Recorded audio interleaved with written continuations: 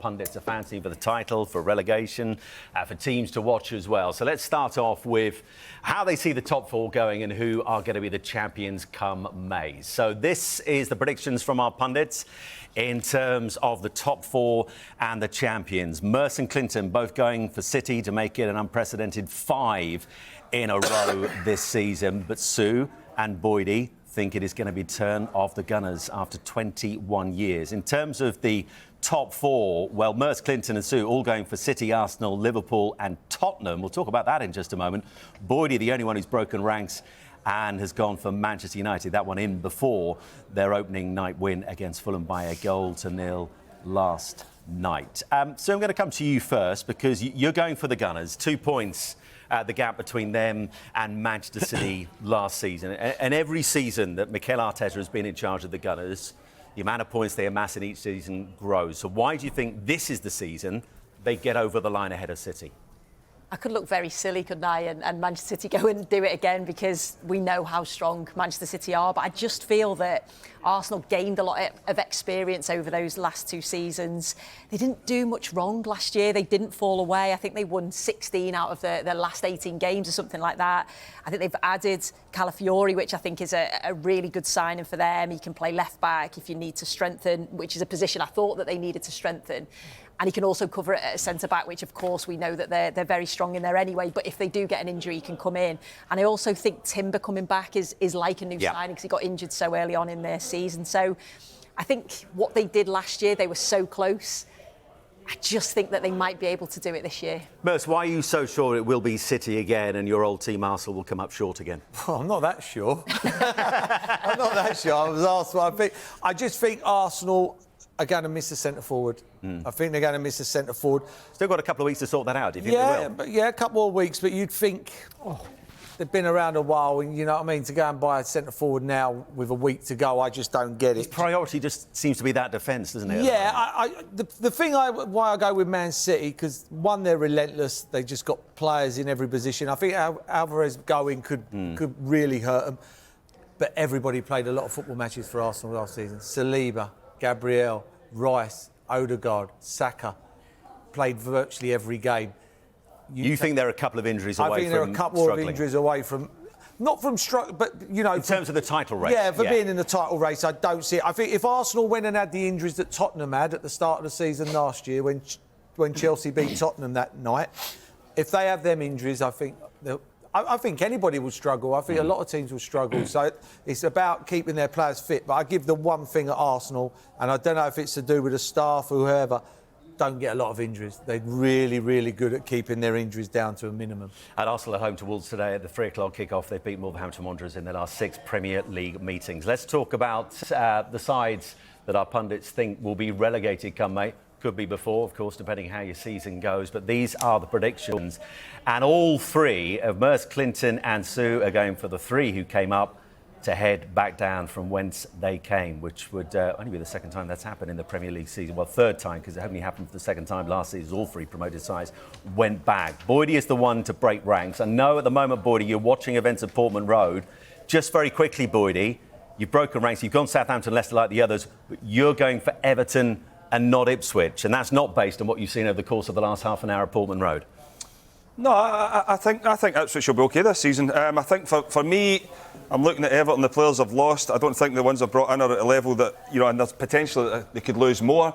I just can't wait to see Sue's face when they're struggling again this season. I used to like him. I used to like Boydie. I thought we were friends. And you know, when you look at last season, it was only the 2nd time in history the 3 that came up went straight back down. Is it going to happen again? I'm not so sure.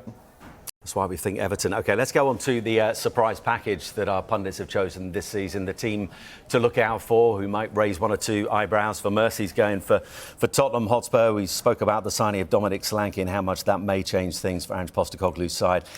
Clinton's gone for West Ham. Sue's gone for Crystal Palace. And Boydie has gone for Brighton under their new manager, Herzler. Let's go to Clinton. I mean, Udin Lopetegui, we know what he did at Wolves, and it all came to an unseemly end, and Gary O'Neill came in right at the last minute this time last year. Made so many signings. It's the post-David Moyes era. Why do you think they're going to be the surprise package? Is it purely based on those signings or the man in charge of those signings? The man in charge is good. Listen, and we always say be careful what you wish for with the football, but I think the signings have been fantastic. I like the signings. As I said, I like the right back Wan-Bissaka, bringing him in. The centre forward, Fulco, the German international, he can score goals. I like him from Dortmund. Yeah. He's very good. Somerville was a good signing. They already had Kudos. They had Jared Bowen. They had Paquetá. They've brought in some really good signings.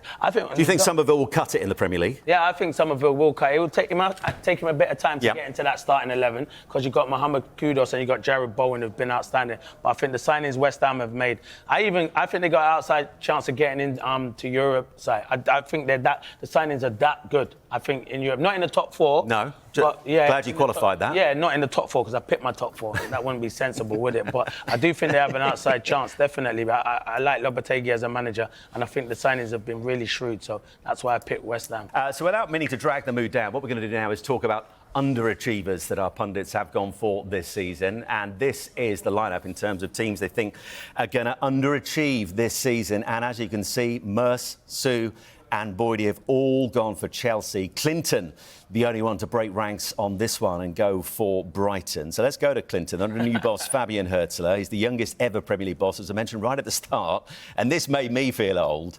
Wasn't even born when the Premier League began. They're away at Everton today. Why do you feel Brighton are going to underachieve this season, Clinton? Because I'm a Palace man and we don't like... Is that all it is? You're no, better than that. I'm joking. Every year we talk about Brighton and they do a fantastic job at that football club, recruitment. I'm just thinking, can every year they keep getting it spot on? So I just think they've lost a couple of key players, in particular Pascal Gross. That's a massive blow. So when I saw him go, and I know they're looking to bring in midfielders to replace him, I think, can they have that start of the season? Listen, if they start, I'm not always proven right anyway, so I could have got this horribly wrong. So, yeah, but that's the reason why I think Brighton might struggle this season, but they always get it right, so it's probably one I've got wrong.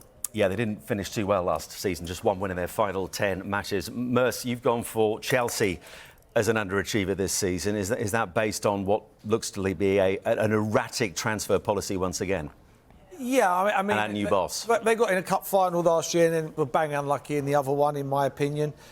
They finished 6th in the league in the end with a great run. My problem's going to be, it was the same as Pochettino's for a long time in the season.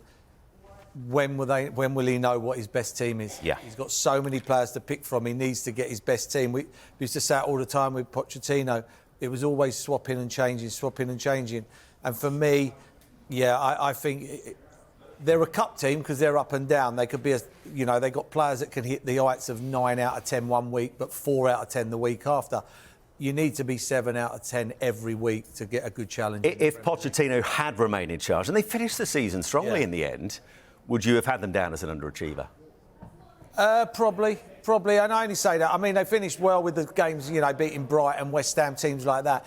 Just before that, it got beat 5 at Arsenal. Arsenal was their benchmark, not Brighton and West Ham. So, yeah, for me, I think I hope I'm wrong. I hope I'm horribly wrong. But if Chelsea win the Europa Conference, be the first team to win all European competitions. No one's ever done that. Next up, let's go to our pundits' one to watch this season. And I'm going to go to Sue on this one. This is who they're going for.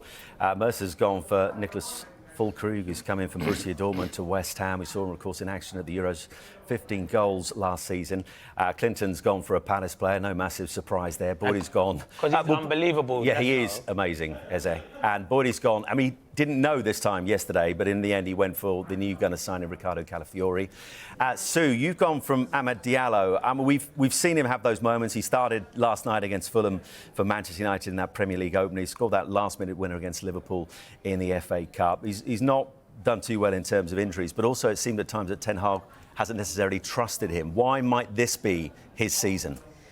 Like you say, he's been at the club, I think, since 2021, but he's not featured consistently, and that's due to injuries, maybe due to not being selected at times. But I just think he showed real glimpses of quality. Obviously, that last-minute winner against Liverpool, I thought he did well in the Community Shield, and it is just about getting those performances consistent. We know that he's just a player that you enjoy watching. When he gets on the ball, you think, what's he going to do next? He's got a bit of pace, he's direct, he's got quality on the ball, he can score goals. So I just hope that this is his season to really break through.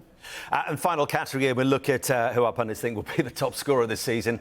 This is a massive, massive surprise. And they have all gone for, guess who?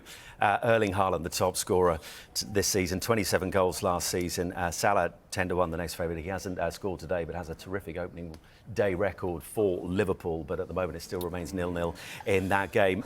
Just very, very quickly, Clinton, in terms of who runs Haaland the closest, it was Cole Palmer last season. Who is it this season? I think if he can get to his levels that he's done the last previous seasons, I think Mohamed Salah.